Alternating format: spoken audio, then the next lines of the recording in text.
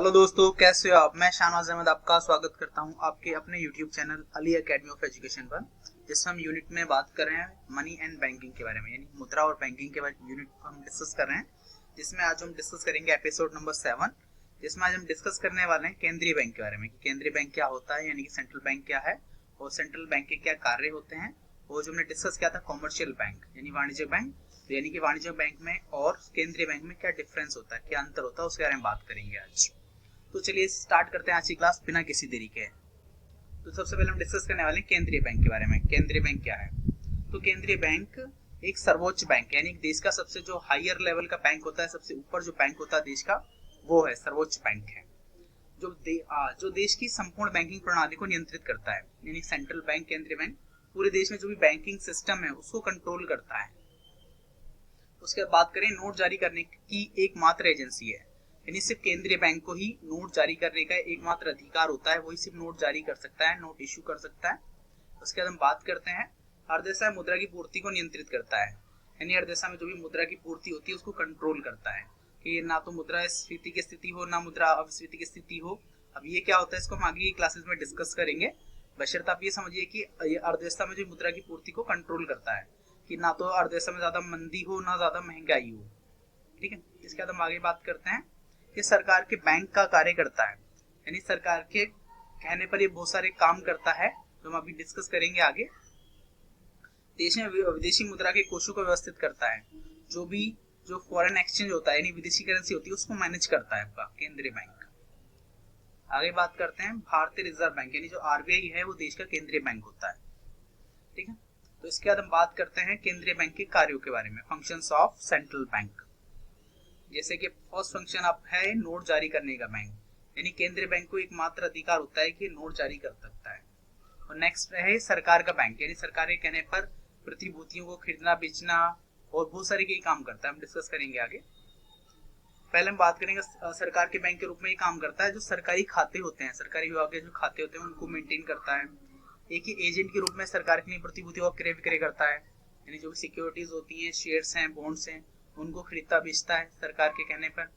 तीसरा होता है सरकार के परामर्शदाता के रूप में ये मुद्रा बाजार को नियंत्रित करने संबंधी नीतियों का निर्माण करता है, यानी फाइनेंशियल मार्केट जो मनी मार्केट होती है उसको कंट्रोल करने के लिए ये क्या करता है, कुछ नीतियां यानी पॉलिसीज वगैरह बनाता है जो सरकार को हेल्प करती है।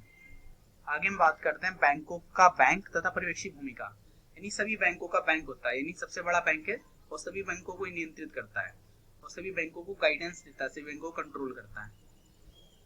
नेक्स्ट बात कर रहे हैं अंतिम ऋणदाता, यानी कि अगर वाणिज्यिक बैंकों को कहीं से लोन नहीं मिलता है तो वो क्या करते हैं, आपका सेंट्रल बैंक यानी केंद्रीय बैंक से लोन लेते हैं, यानी कि एक जो लोन देने का जो एक लास्ट उनके पास ऑप्शन होता है लोन लेने का, वो सिर्फ केंद्रीय बैंक से ले सकते हैं। विदेशी विनिमय का संरक्षक, यानी जो फॉरेन करेंसी को मैनेज करता है, जो भी विदेशी मुद्रा है वो वाणिज्यिक बैंक इसको मैनेज करता है। नेक्स्ट हम बात करते हैं समाशोधन का गृह कार्य, यानी क्लियरेंस, यानी दो बैंकों के बीच में जो भी लेन देन है, जो क्लियरेंस है चेक के द्वारा, वो आपका आरबीआई बैंक कराता है, यानी कि सेंट्रल बैंक इसको कराता है। उसके बाद बात करते हैं साख नियंत्रण। साख नियंत्रण यानी जैसे मैं आपको बता रहा था मुद्रा की पूर्ति को कंट्रोल करता है, नियंत्रित करता है। चलिए डिस्कस करते हैं हम आपका आज का लास्ट जो कॉन्सेप्ट हम बात करने वाले हैं, difference between central bank and commercial bank, यानी कि केंद्रीय बैंक और वाणिज्यिक बैंक में जो अंतर है उसके बारे में बात करते हैं। तो डिस्कस करना शुरू करते हैं।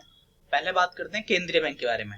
तो केंद्रीय बैंक एक सर्वोच्च बैंक है, देश के सभी बैंकों का बैंक है, और वाणिज्यिक बैंक केंद्रीय बैंक के नियंत्रण में कार्य करता है, यानी जो भी सभी वाणिज्यिक बैंक है, कॉमर्शियल बैंक है, वो सेंट्रल बैंक के कंट्रोल में काम करते हैं, क्योंकि जो केंद्रीय बैंक होता है देश का सर्वोच्च बैंक है, सबसे ऊपर बैंक आपका केंद्रीय बैंक होता है जो सभी बैंकों को कंट्रोल करता है।